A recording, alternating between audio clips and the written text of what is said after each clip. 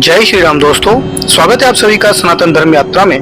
दोस्तों, पिछले वीडियो में आपने मनुस्मृति के द्वितीय अध्याय के 124 श्लोकों को सुना और समझा।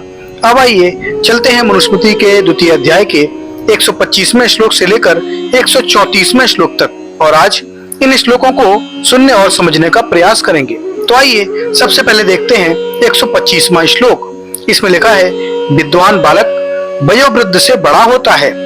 इसमें लिखा है, ब्रह्मस्य जन्मनः कर्ता स्वधर्मस्य च शासितः बालोऽपि विप्रो वृद्धस्य पिता भवति धर्मतः। अर्थात ब्रह्मस्य जन्मनः कर्ता, ईश्वर ज्ञान एवं वेदाध्ययन के जन्म को देने वाला, स्वधर्मस्य च शासिता और अपने धर्म का उपदेश देने वाला विप्र यानी विद्वान, बाला अपि बालक अर्थात अल्पायु होते हुए भी धर्मता धर्म से वृद्धस्य पिता भवति, शिक्षा प्राप्त करने वाले दीर्घायु व्यक्ति का पिता अर्थात गुरु के समान बड़ा होता है। उसके बाद 126वां श्लोक है, उक्त विषय में आंगिरस का दृष्टांत। इसमें लिखा है, अध्यापयामास प्रत्यंच ससुरांगिरस कवि पुत्र का इति होवाच ज्ञानेन परिग्रहन्तान। अर्थात इस प्रसंग में एक इति व्रत भी है।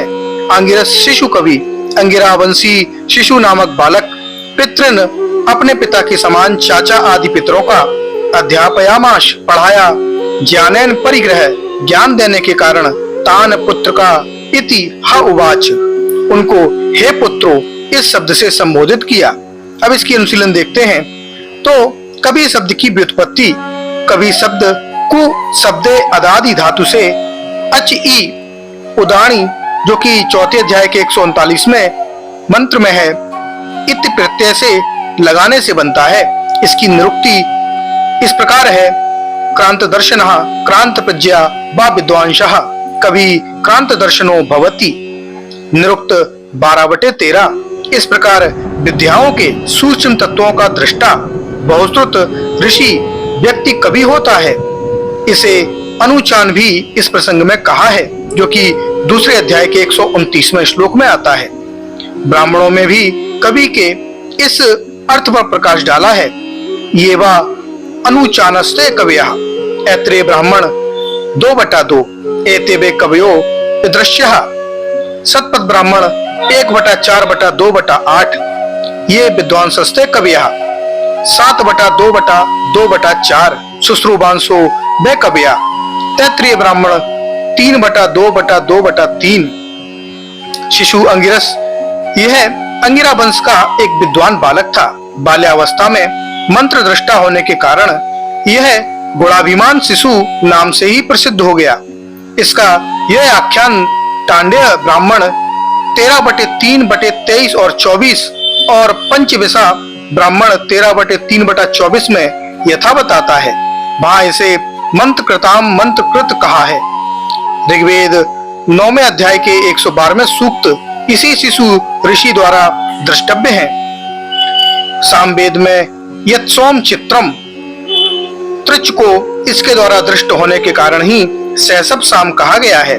उसके बाद 127वां श्लोक है, ते तमर्थ प्रच्छन्त देवानाग तमन्वयः देवाशैव समेतो चुनार्च वा शिशु रक्तवान। अर्थात आगत मन्नव्यते उक्त संबोधन को सुनकर गुस्से में आए हुए उन पितरों ने तम अर्थ देवान अप्रच्छन्त उस पुत्र संबोधन के अर्थ अथवा औचित्य के विषय में देवताओं यानी बड़े विद्वानों से पूछा।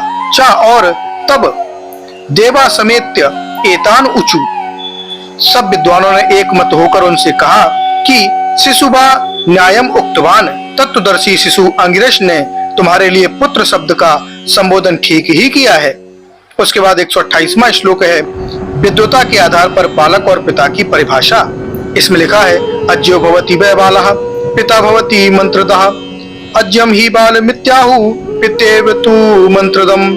अर्थात अज्य वै बाल भवति, चाहे 100 वर्ष का भी हो परंतु विद्या विज्ञान से रहित है वह बालक, और मंत्रदा पिता भवति जो विद्या विज्ञान का दाता है उस बालक को भी वृद्ध पिता मानना चाहिए ही, क्योंकि सब शास्त्र आप्त विद्वान अज्यम बालम इति अज्ञानी को बालक मंत्रदम तु पिता इत्येव आहु और ज्ञानी को पिता कहते हैं। अर्थ इसका यह है कि अर्थात जो कुछ नहीं पढ़ा वह निश्चय करके बालक होता है, और जो मंत्रबद्ध अर्थात दूसरे को विचार देने वाला विद्या पढ़ा विद्या विचार में निपुण है वह पिता स्थानीय होता है। क्योंकि जिस कारण सत्पुरुषों ने अज्ञान बालक को बालक कहा और मंत्रबद्ध को पिता कहा, इससे प्रथम ब्रह्मचर्य आश्रम संपन्न होकर ज्ञानवान अवश्य होना चाहिए। इसके बाद 129वां श्लोक है, अवस्था आदि की अपेक्षा वेद ज्ञानी की श्रेष्ठता। इसमें लिखा है, नाहयनन पलितर्तन वित्तेन न बंधुभि ऋषि संचय किरय धर्म योचुनाम सानो महान। अर्थात हाई ने अधिक वर्षों के बीतने पलित है, श्वेत बाल के होने वित्तेन अधिक धन से बंधुभि बड़े कुटुंब के होने से न वृद्ध नहीं होता है। ऋषिया धर्म चक्की रहे, किंतु ऋषि महात्माओं का यही नियम है कि ना यो अंचुनान सा महान, जो हमारे बीच में विद्या विज्ञान में अधिक है वही वृद्ध पुरुष कहलाता है। धर्मवेत्ता ऋषि जनों ने न वर्षों, न पके केसों, न झूलते हुए अंगों, न धन और न बंधुजनों से बड़प्पन माना, किंतु यही धर्म निश्चय किया कि जो हम लोगों में वाद विवाद में उत्तर देने वाला अर्थात वक्ता हो वह बड़ा है। अब इसकी अनुशीलन देखते हैं। तो अनुचान सबसे महान, तो अनुबच लिट उसको कानन होकर शब्द सिद्ध होती है। इस श्लोक में स्थापित मान्यता वैदिक क्षेत्र में यथावत मान्य रही है। निरुक्त के निम्न वचनों में यही भाव है, यथा जानपदीषु विद्यात पुरुषो विशेषो भवति परोवर्य वित्सु तु खलु वेदितषु भूयो विद्य प्रशस्यो भवति 1/14। तस्माद् यदेव किंचिद नूचान अभ्यूहति आर्ष तद्भवति परिशिष्ट 13/11।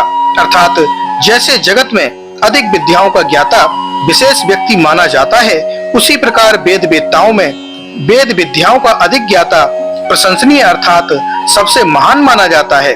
वेद वेदांगों में पारंगत विद्वान तर्क द्वारा जिस मंत्रार्थ का अनुसंधान करता है वह विशिष्टब्द अर्थ ही होता है। उसके बाद शतपथ ब्राह्मण में भी अनुचान व्यक्तियों को विद्वानों से महान माना है। इसमें लिखा है, योवे ब्राह्मणा नामुचानतम सा एशाम वीरवत्तम। अर्थात ब्राह्मणों में परम विद्वान है वही इनमें अत्यंत बलवान अर्थात सबसे महान है। उसके बाद 130वां श्लोक है, वर्णों में परस्पर ज्येष्ठता के आधार। इसमें लिखा है, विप्राणाम ज्ञानतो ज्येष्ठैव क्षत्रियाणाम तु वीर्यतः वैश्यानाम धन्यन्द्रता शूद्रामेव जन्मतः। अर्थात विप्राणाम ज्ञानतः ब्राह्मण ज्ञान से, क्षत्रियाणाम तु वीर्यतः क्षत्रिय बल से, वैश्यानाम धन धान्यतः वैश्य धन धान्य से, और शूद्राणाम जन्यतः एव ज्येष्ठतम शूद्र जन्म अर्थात अधिक आयु से वृद्ध होता है। उसके बाद अवस्था की अपेक्षा ज्ञान में वृद्धत्व। ये 131वां श्लोक है। इसमें लिखा है, नातेन वृद्धो भवति एनाश पलितम शिरः यो वे युवा अधीत्यनस्तम देवा स्तविरम विदु। अर्थात तेन वृद्ध न भवति, उस कारण से वृद्ध नहीं होता। एन अश्य सिर पलितम, कि जिसके इसका सिर झूल जाए, केस पक जाए, या वे युवा अपि अधियान, किंतु जो जवान भी पढ़ा हुआ विद्वान है, तम देवा स्थिरम विदु, उसको विद्वानों ने वृद्ध जाना और माना है। अब यहाँ पर वृद्ध का अर्थ ये नहीं है कि कोई व्यक्ति बूढ़ा हो गया है। यहाँ पर वृद्ध का अर्थ है कि उसकी महानता या फिर वो सम्माननीय है।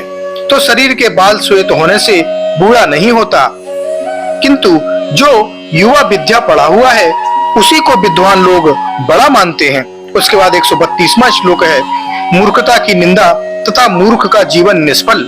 इसमें लिखा है, यथा काष्ठमयो हस्ति यथा चर्ममयो मृगः यस्य विप्रो अधीनस्त्रस्ते नाम बिभ्रति। अर्थात यथा काष्ठमयो हस्ति, जैसे काठ का कठपुतला हाथी, व यथा चर्ममयो मृगा, जैसे चमड़े का बनाया हुआ मृग हो, या च अधियान विप्रः, जैसे बिना पढ़ा हुआ विप्र अर्थात ब्राह्मण व बुद्धिमान जन होता है। ते त्रय नाम विभ्रति, उक्त बे हाथी मृग और विप्र तीनों नाम मात्र धारण करते हैं। यानी जो विद्या नहीं पढ़ा हुआ है वह जैसा काठ का हाथी चमड़े का मृग होता है, वैसे ही अविद्वान मनुष्य जगत में नाम मात्र मनुष्य कहता है। उसके बाद 133वां श्लोक है, इसमें लिखा है यथा संटो फला स्त्रीसु यथा गौरवी चाफला यथा चाजे फलम दानम तथा विप्रो अनुचो फला, अर्थात यथा स्त्रीसु सठ अफला, जैसे स्त्रियों में नपुंसक निष्फल है अर्थात संतान रूपी फल को नहीं प्राप्त कर सकता। यथा गवी गौ अफला, जैसे गायों में गाय निष्फल है अर्थात जैसे गाय गाय से संतान रूपी फल को प्राप्त नहीं कर सकती। चा और यथा अज्ञे दानम, जैसे अज्ञानी व्यक्ति को दान निष्फल होता है तथा वैसे ही अनृच्छ विप्रा अफलम, वेद न पढ़ता हुआ अथवा वेद के पांडित्य से रहित ब्राह्मण निष्फल है अर्थात उसका ब्राह्मणत्व सफल नहीं माना जा सकता, क्योंकि वेदाध्ययन ही ब्राह्मण का सबसे प्रधान कर्म है। उसके बाद 134वां श्लोक है गुरु शिष्यों का व्यवहार।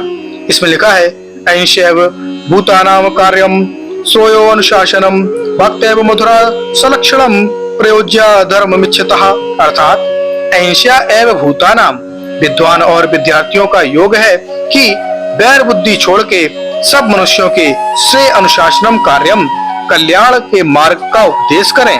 चा और मधुरा श्लक्षणा वाक प्रयोज्या, उपदेष्टा मधुर सुशीलता युक्त वाणी बोले। धर्मम इच्छता, जो धर्म की उन्नति चाहे वह सदा सत्य में चले और सत्य का ही उपदेश करे। इसलिए विद्या पढ़ विद्वान धर्मात्मा होकर निर्वैरता से सब प्राणियों के कल्याण का उपदेश करें और उपदेश में वाणी मधुर और कोमल बोले। जो सत्योपदेश से धर्म की वृद्धि और अधर्म का नाश करते हैं वे पुरुष धन्य हैं। तो दोस्तों, ये जानकारी आपको कैसी लगी कृपया कमेंट बॉक्स में अवश्य बताइए। बने रहिए सनातन धर्म यात्रा के साथ और लेते रहिए रोचक एवं धार्मिक जानकारियां प्रमाणों के साथ। धन्यवाद। जय श्री राम।